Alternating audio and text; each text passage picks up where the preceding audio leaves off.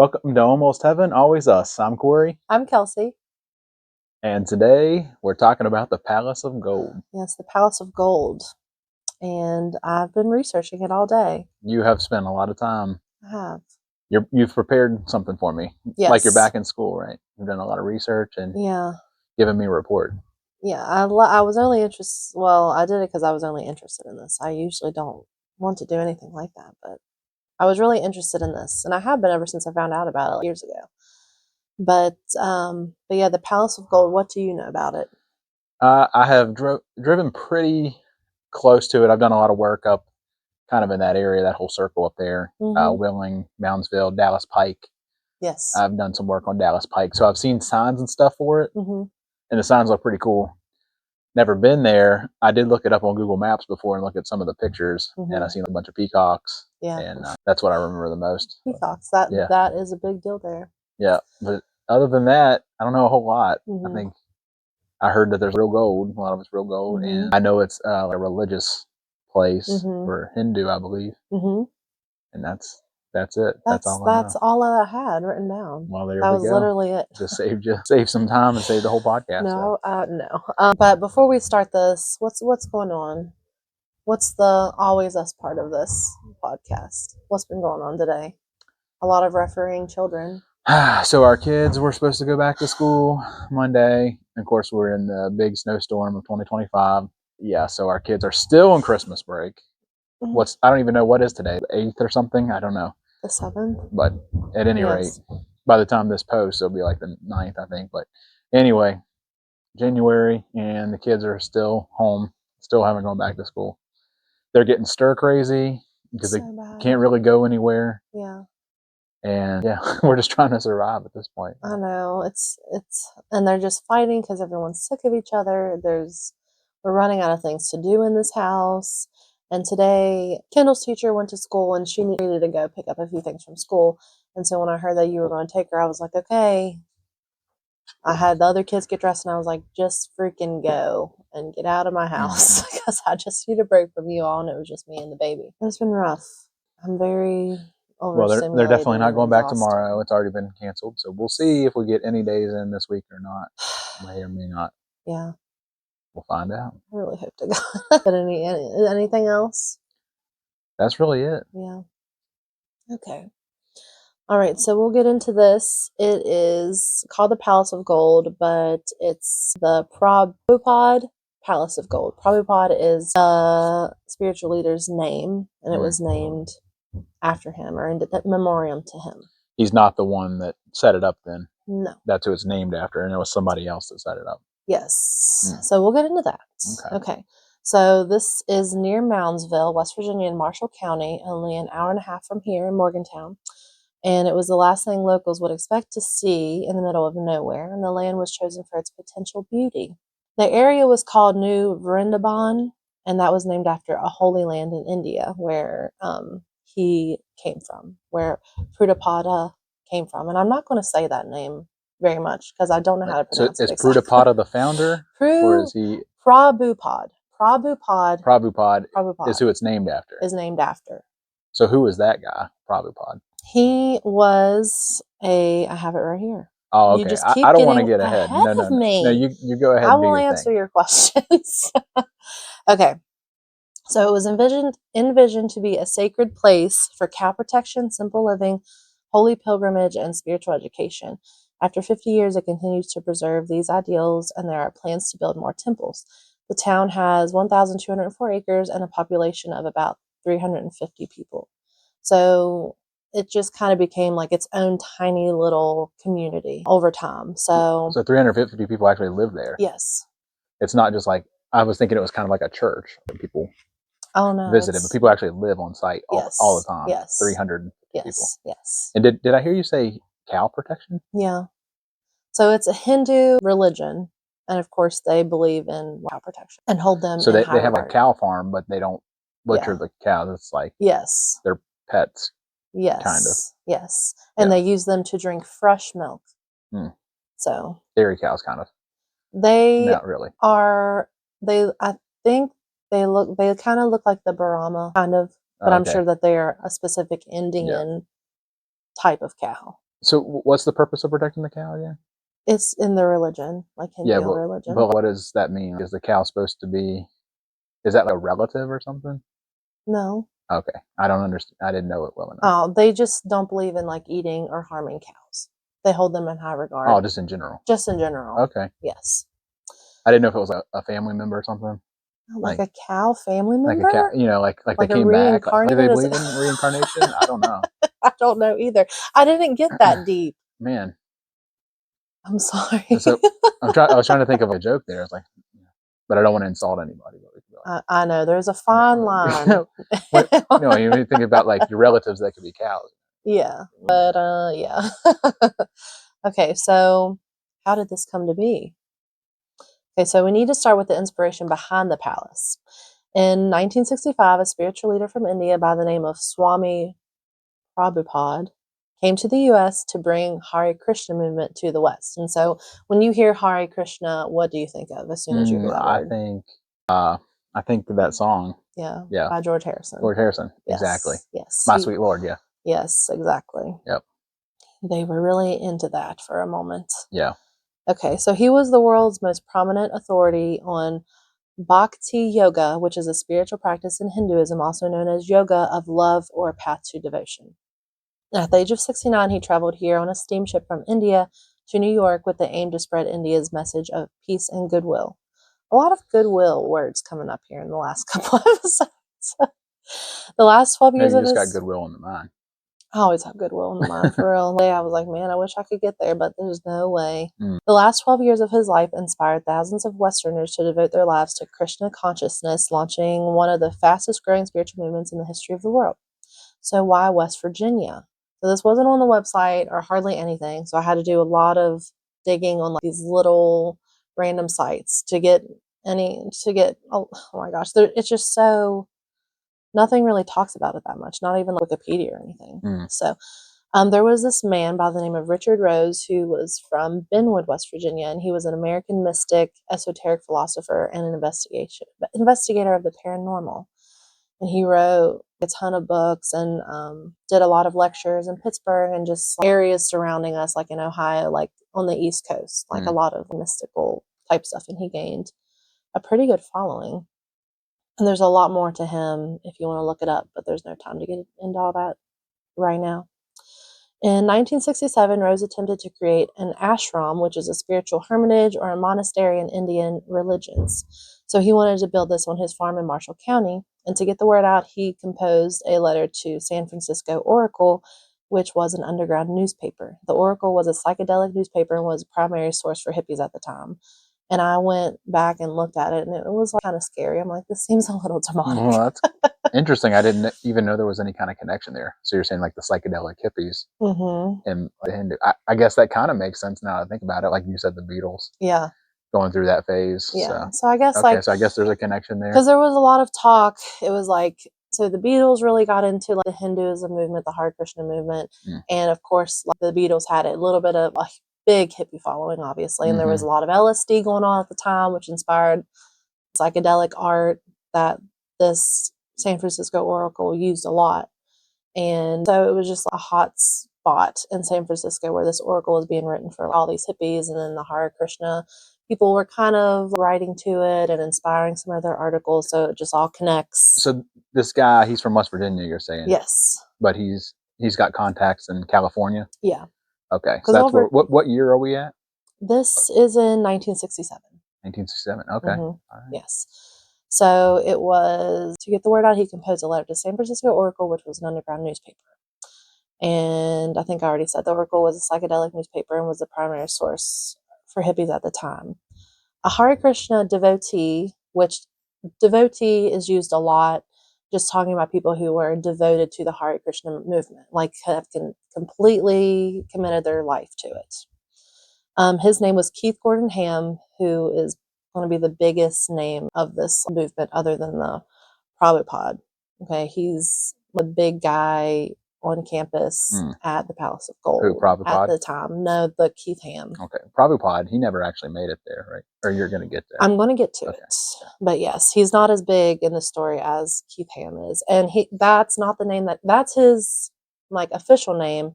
his name that is harder to pronounce than this was given to him by this guy. But we're just going to call him Keith Ham because we live in West Virginia. Keith is easier to say. It's a lot easier to say. So he responded to this letter that Rose put out in that oracle and said that I have all this land, and I want to build this ashram. Is there any interest by anybody who would want to come here and kind of make a little commune out here with me? And so Keith Ham responded to that letter, and Ham secured a 99-year lease on Rose's farm and eventually developed into the new Vrindaban community. So that's what it's called, New Vrindaban. So it's not the Palace of Gold. The Palace of Gold is on New Vrindaban. So that's where it is in Moundsville. It's called New Vrindaban Community. So you got to pause here and talk about like what the people of West Virginia, how they were responding to this new group of people flooding to the state. This area in West Virginia was mainly white, Catholic, and were cautious of anything and anyone that was new and different. And so they all looked very unusual because they weren't necessarily hippies. They had shaved heads, like you think of a monk. That's what they were. So they had shaved heads, but they had like a little piece of hair hanging in the back of their neck. They wore the orange robes. So where were these people mostly from? Were they coming from California? These people are coming, they're mostly from the West Coast. A lot are coming from India, but they're mostly white who have converted. And so it's white people who are dressing like, okay, I follow, like Hindus. Okay. So they're just bringing that Hindu culture to white people. Interesting. So this whole time I was thinking like this was more traditional, like Indian. Yeah.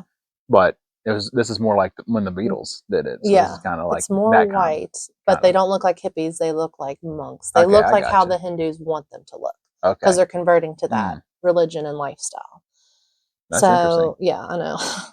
They lived in what looked like refugee camps, and to get there, it was a 4-hour hike uphill in the woods. And they lived in army surplus tents, drank fresh milk from those cows, and ate oranges. And for money, they would beg people on the streets near Wheeling, at airports and events.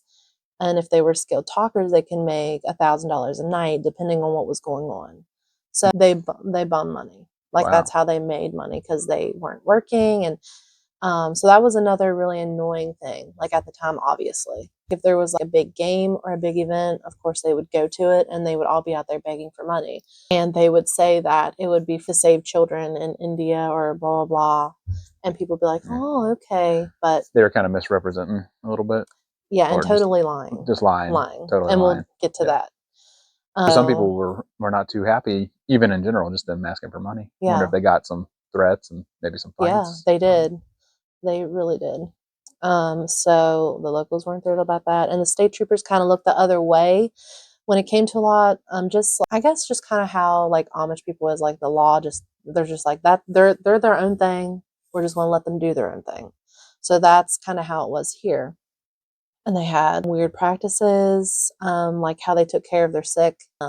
They had a doctor on site, and a lot of people were concerned about the welfare of the people because he wasn't an actual doctor, but he called himself that. So he used Hindu practices, and of course, I don't want to say of course, people were dying and stuff, and because it was like malpractice, obviously. So, but the state troopers were just kind of like, oh, just let them do whatever. And they didn't document their babies or their deaths of their members. And later, when building the temples, most of the bodies were unearthed because they would just bury bodies wherever they wanted in random places. It wasn't just like, oh, we have these dedicated places for all of, Is that a thing, I wonder? that religion, that culture, where you don't really have a cemetery? I don't know. It just seems you just strange. Find kind of a hole that looks like it'll fit. I don't know. And they were very shallow. And it was very alarming because there were a lot of babies. A lot of babies. That they dug up? Yeah. Wow. So obviously, like, something was going on where babies were dying a lot. Like, no one was helping moms deliver. And so, I mean, things can go terribly wrong when you're delivering a baby. So it was very upsetting to see. And some people, like reporters, were able to get up there and they would see a lot of babies and they would be just like, oh my gosh, these are terrible conditions for babies. And it would be really upsetting. And then just to find out that many had died and they were unearthed, and it's just like, oh my gosh. So who was unearthing these bodies? Was it them when they were like expanding the town? Yes. They themselves were digging up the bodies? Yes. So I'm surprised they even told anybody. I know.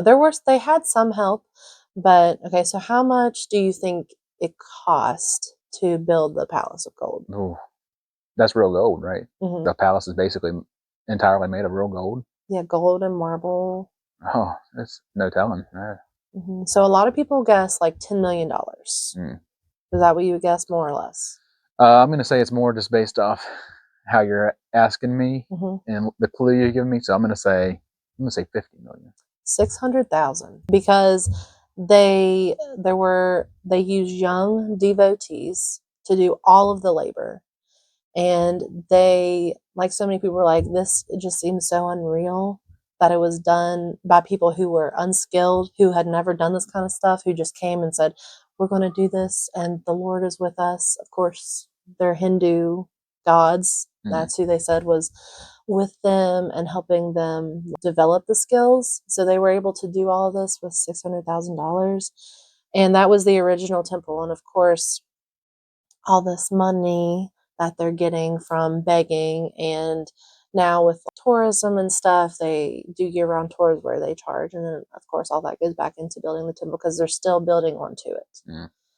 But anyway, yeah, $600,000. That was a little shocking, and I couldn't believe it, because I guess people were just kind of like donating at the time as well, but just like the gold and stuff, I guess just at the time maybe it was, I don't know, money for that time period, but there was like no cost of labor or anything, because people just worked to the bone until they had it where they wanted it. Okay, let's see. Okay, so anyways, Rose thought he knew what he was getting into when it came to making a deal with the devotees, mainly Keith Ham, but he really didn't.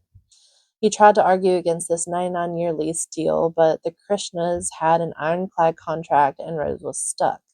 When Rose attempted to fight back for his land for non-payment of taxes, there was talk from the community about eliminating him, and a hitman allegedly followed him around for a while, and Rose eventually dropped the case, and was just kind of like, well... So Rose was the landowner? Yes. And he was one of the members? He wasn't a member, and he never lived on site or anything. I would assume that maybe he would have, because he wanted this community, but since his life was threatened by them, and they... And he never got the full payment, basically, is what it's saying? Yeah. So he basically was fleeced out of his land. Yes. So they kind of stole that property. They did steal it.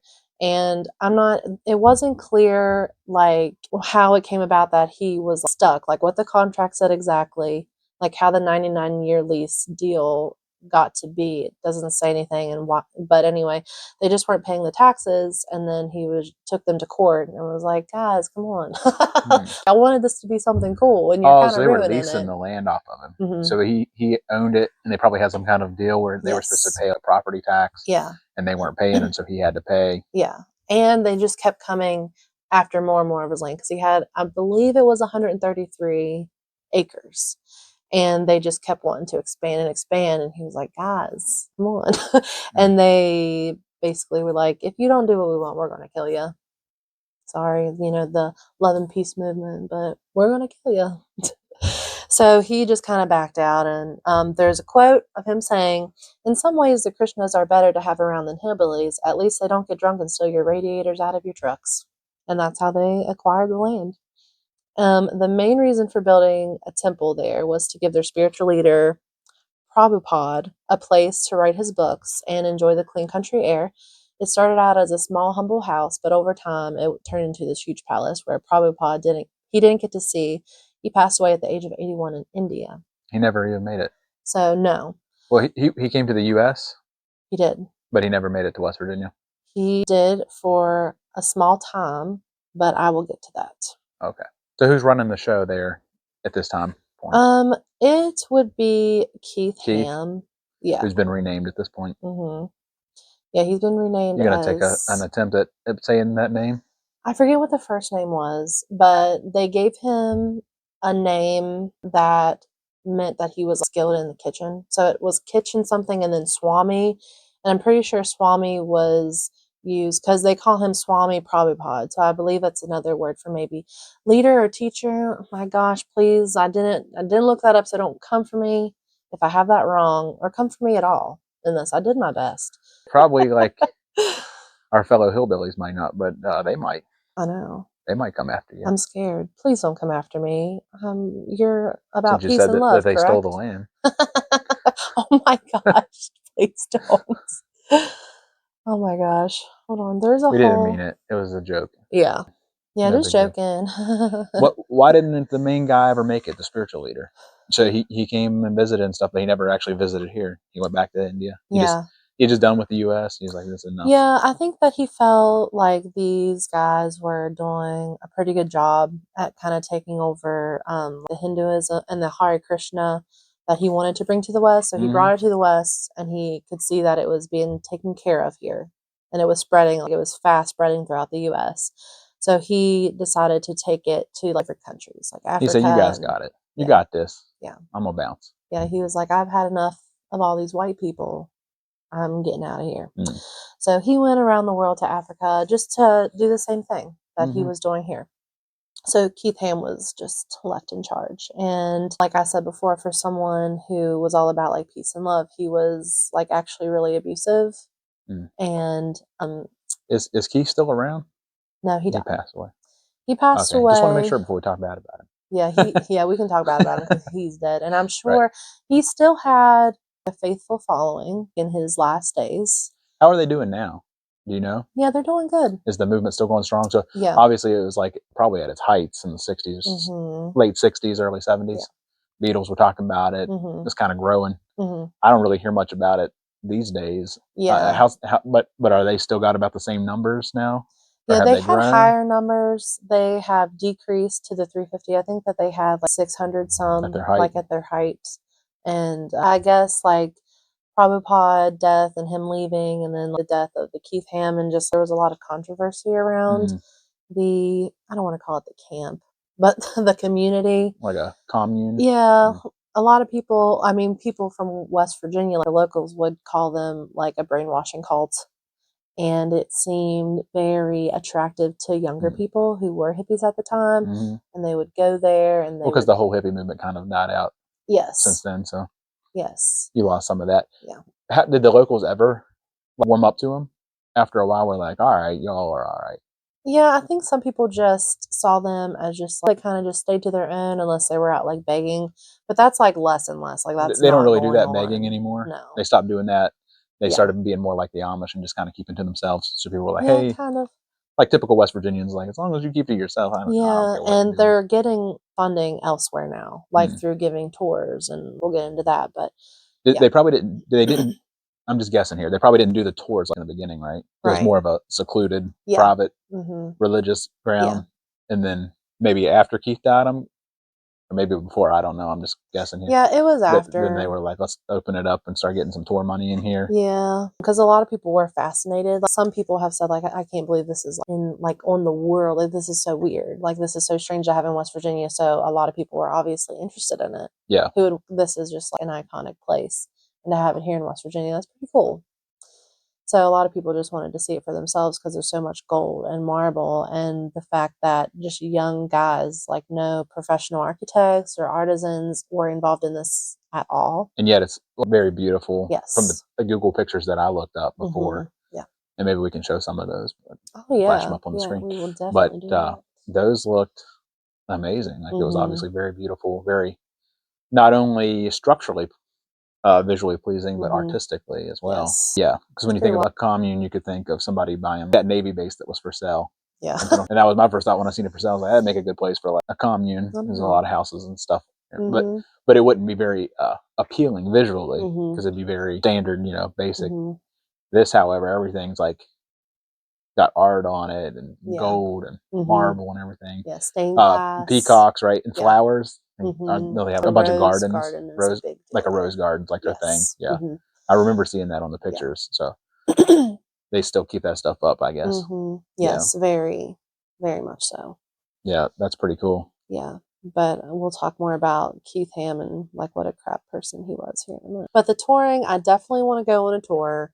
Like after doing all of this and the research, and obviously we are not Hindu, so I guess it would just be they said on their website, like, they open this up to people of all religions, and anybody of all religions can take part in these things, which I don't think we would take part in a practice that they would do because they have that open.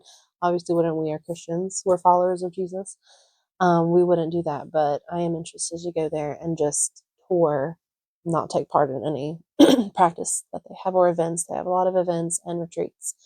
But they have year-round tours, but they're at different times during the year, like hours. So you have to look up the hours when you want to go. And admission is 10 for adults and 8 for kids, which isn't bad. So that's kind of where they're getting some of their funding. And in the summer, they have rose garden brunches. That's what I want to do.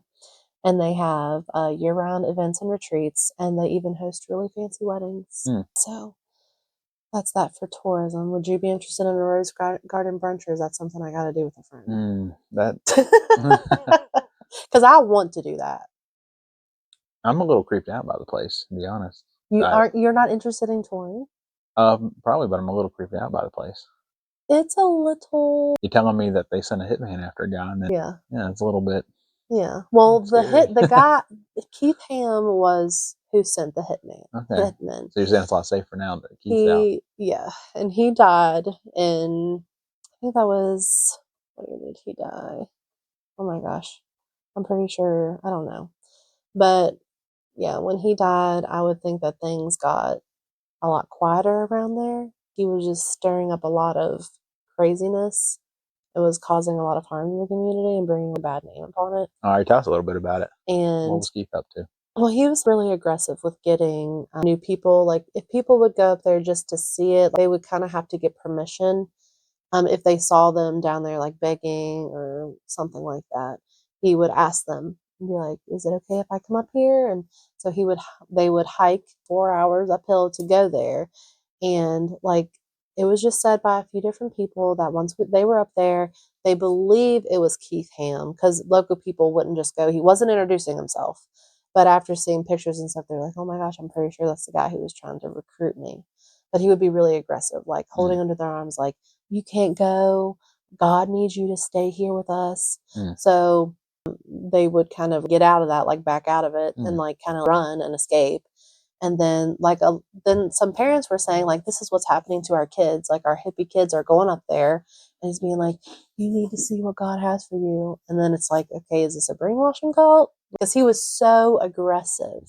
I remember an episode of Zach and Cody just like that. Are you serious? Yeah, for real, exactly like that. Oh my they gosh, like climbed up the mountain. Please tell me. And Are you kidding me? Yeah, and it was like a Hindu retreat. I don't think they said it on the show necessarily what it was, but it was. And they did the same thing. They were like strong arming. I'm like, "Yeah, you got to stick around." Are you joking? And give up your like possessions. Like, you don't need a cell phone or any of that stuff. Oh my gosh. Zach and Cody. We're watching that tonight. That's a good one. I love Zach and Cody. Zach and Cody. It was so good. And I think I was a little too old for it, but it was still really good. Yeah. Oh my gosh, I don't remember that. Yeah. But that's got to be this, does it not? I mean, it sounds just like this just story. like it. Exactly like the story. Oh my gosh. You know, think about him being aggressive though. Like, you'd have to be. To be in a position where you're bringing something like that, creating something like that, something that's big and powerful like that. Honestly, a nice guy's not going to be able to accomplish that. Yeah. When you think about a lot of big organizations and companies and things that are huge, it almost always comes with controversy from the top, right? At least in the building stages. Because when things are this big like that, it's not usually it's not the person that owns that. It's the thing owns that person. Yes. That's how the relationship kind of works. Like, yeah. You hear so many stories in just different industries, but they all remind me of that. You think about that person on top who was always known, especially they'll always get them for being aggressive. Like, that's kind of what you have to be to do that. You have to be an aggressive person to accomplish that kind of stuff. Yeah. And so like the Prabhupada guy seemed and was said to be like very genuinely like loving. He was never harmful to anything. He was all about like peace. And then this Keith guy, he kind of appointed him like, "I want you to do this." So at some point he was either faking being really great, or if like when Prabhupada passed away and Keith, from what I'm reading, it seemed like he was really the leader of this. He was the one everybody looked up to. Pretty sure. But it seemed like maybe the power was getting to him. Yeah, and he was that just like, happens a lot too. everyone loves me. Everyone's doing what I'm saying to do. And at the time when all of the begging was going on, they were living in these refugee type looking camps. That's when the aggressiveness was like, he's like, we probably need a lot of people. We got to build. We got to beg. We need recruits. And like everyone who was building was young devotees. So are you going into towns and getting all these young hippie people? I don't know. And like not begging them, but like being aggressive and like, you're coming with us. You got to see what God has for you. You have no idea what God has for you. Was he fathering all these kids too? That's what happens a lot as well. They were he was supposed to be celibate, but there are many records of him being with men, young boys, which I don't think we want to get into that kind of stuff on this podcast. But just because you asked, he I just asked because that seems to be a common trend where the guy starts out half decent and then he gets a huge following power, 100%. And then all of a sudden, hey, I just got a new request from God. It says that I'm supposed to father all these babies. So line up. That's just a tale as old as time, right? Yeah. Fundamentalist LDS type people. Oops, don't come for me. So anyway, the controversies, there were several controversies. So several families of young devotees took them to court for brainwashing youth, and they were considered a cult by the locals and warned people to steer clear of them. So they were kind of getting feared at the time. And it was determined that they raised $10 million in illegal fundraising schemes. So that was the fundraising schemes, like I said, that they were going around and saying, we need to feed the children. Give us so much money to feed the children. And that was just all, and it seemed like they didn't really care that much about the kids. They would take them and kind of put them in obviously not boarding schools, but like schools, and kind of took them from their moms and were like, you guys just kind of hang out over here. You're kind of annoying. But there were tons of cases of child abuse and endangerment of all kinds that I don't want to say. One of the prominent leaders, Keith Ham, was imprisoned for racketeering and mail fraud, but his conviction was ultimately overturned. So he was in prison just for a short time, and then after he returned to the community, he was caught with underage boys and was imprisoned again, and also charged with conspiracy to commit murders of men, 2 men specifically, who they were former devotees who were going to be whistleblowing, and they were kind of getting with other former devotees and collecting all these stories, and they were just going to really blow it out of the water. But they were murdered. So he was eventually released, but he escaped to India and died there at the age of 74. But he still had a huge following, even with all of these accusations and imprisonment and all that stuff. So the whistleblowers eventually, they were murdered. And there were other mysterious deaths of former devotees. And some of them were ruled as murders, and some of them have yet to be determined and probably never will be. I'm just going to go on record right now and say I have no desire to find out who did it, so don't come for me. We will not look into this anymore after today. I've done enough research. I am not a danger. Yes. There's so many more stories and info that you can get into that would take hours to talk about. This is the gist. If you want to know anything else, you can do it on your own. And this was all taken from public records that you can find for yourself online. And if I got anything wrong, don't come for me. I did the best research. I did the best research I could, and I didn't make anything up. I like it. So Piper wanted to know if she could be on the podcast today. She's trying to make herself. She doesn't want to hang out with the kids. Trying to insert herself in here today. Yeah. She's probably just tired of the kids. They've been here for 3 weeks. She's like, I need a break too. She's like, I like when they're here in the evenings, but I like when they're gone in the day. And it's cold outside, so she can't even go outside to escape. I'll say that was very interesting. You did a wonderful job. You think Thanks for sharing that with us. I tried so hard because you've been delivering the stories. That was really good. I didn't know a lot of that stuff, and I'm really interested in that. There's a lot more to know. Yeah. Oh, is there? You've got even more. No, I don't have any more. That's all that I have. I just wanted to deliver the gist, why it's in West Virginia, how it came here. There's just a lot of side. Yeah. And just so you can know. Yeah, that's cool. So where's this place at again? If It anybody is wanted to go in, visit yes, it is in Moundsville in Marshall County. that's its address, right? Moundsville. Yeah. But I don't think it's like actually in Moundsville. It's near Like, Moundsville. yeah, like it's its own place, because I've drove by the signs and stuff, and I've been in that area. I probably made a full circle around the place. Yeah. In my job, but yeah, I think it's like it's its own compound. It's not exactly, but address wise, you would probably call it Moundsville. Because they've just made it their own little place, so they just call it near Moundsville, and it's New Vrindabon. New Vrindabon. That's basically the town, right? Is that actually the place on the map? Can you go to like New Vrindabon, West Virginia? Actually, I don't think that's what. Maybe you could if you Googled it, but I'm not. Let's really Google sure. it and see. But yeah, Vrindabon was a holy land right here. in India, Prabhupaba's Palace of Gold. Yep. Let's see what Google says. Moundsville, McCreary's Ridge Road, Moundsville. Yeah. Very cool. I'm looking at it now. Straight down from Triadelphia. Straight over from Dallas Pike. And then straight over from Moundsville. Yeah. Yeah. Very cool. So if anybody wants to go with us, they do have group pricing discounts.